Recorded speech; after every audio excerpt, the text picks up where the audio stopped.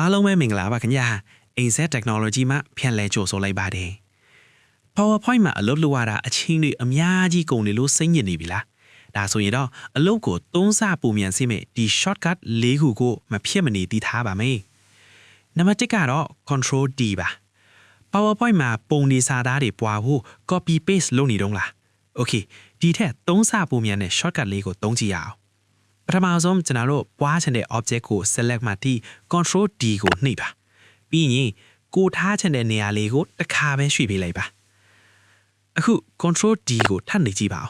ဟောတွေ့လားသူကအကွာဝေးကိုမှတ်မိပြီးအလိုလျောက်တန်းစီပေးသွားလာမြင်ရမှာပါ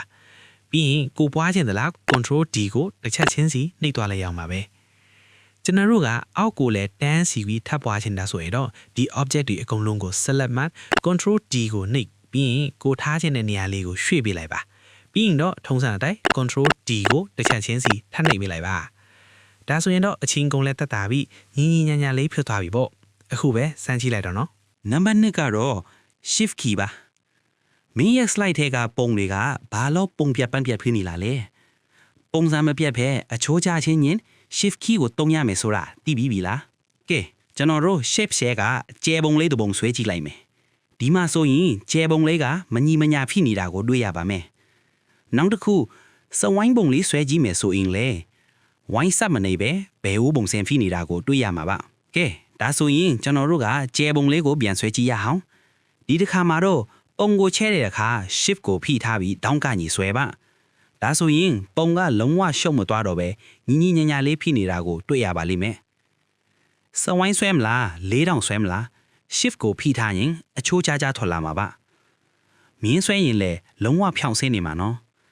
အခုဆိုရင်မင်းရဲ့ slide တွေက professional ပုံစံသားတွေပေါ့နံပါတ်3ကတော့ format painter ပါ PowerPoint မှာ format တွေကိုတစ်ခုချင်းစီလိုက်ပြင်ပြီးအချိန်ကုန်နေတော့လား format painter ကိုတစ်ခါနှိပ်ရင်တစ်ခါလဲသုံးလို့ရတယ်လို့ထင်နေရင်ဒါလေးကြည့်လိုက်ပါကျွန်တော်တို့ပထမဦးဆုံးကိုပြင်ချင်တဲ့နေရာလေးကို select မှတ်မယ်ပြီးရင် home tab ထဲက format painter ကိုတစ်ချက်နှိပ်လိုက်ပါ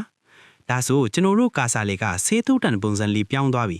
ပြီးရင်တော့ဘေးနားကကိုပြင်ချင်တဲ့နေရာလေးမှာ click တစ်ချက်နှိပ်လိုက်မယ်ဒါဆိုသူ့ဘေးနားက format အတိုင်းထစ်သွားပါပြီ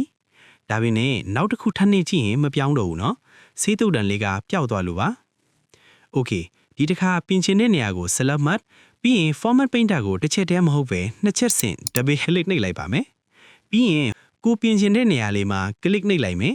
အခုကြည့်ပါဆေးထုတ်တန်လေးကပျောက်မသွားတော့ပါဘူးကိုပြင်ချင်တဲ့နေရာမှန်သမျှကိုတစ်ချက်ချင်းခိုင်းနှိပ်ရုံနဲ့အကုန်လုံးလှသွားမှာပါ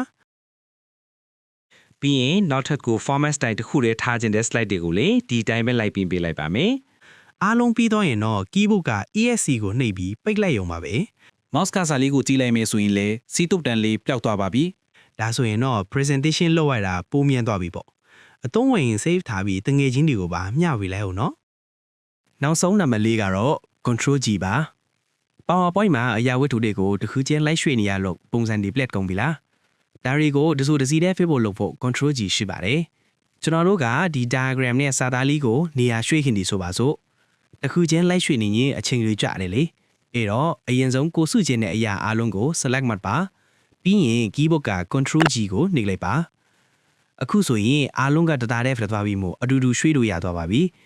ရှေ့မှာပြောခဲ့သလိုပဲ shift ကိုဖိပြီးတော့လည်းအချိုးကျကျတခါတည်းချဲ့လို့လည်းရသွားပြီနော်တစ်ခုချင်းပြတ်ခွဲကြည့်နေတော့ control shift G ကိုနှိပ်လိုက်ရုံပါပဲကဲဒီနေ့ပြောသွားတဲ့ shortcut လေးတွေကမိတ်ဆွေတို့အတွက်အသုံးဝင်လိမ့်မယ်လို့မျှော်လင့်ပါတယ်အခုပဲစမ်းကြည့်လိုက်တော့နော်ဘယ် shortcut ကမင်းတဲ့အသုံးဝင်ဆုံးလဲ comment မှာပြောခဲ့ဦးနော်အားလုံးကိုကျေးဇူးတင်ပါတယ်ခင်ဗျာ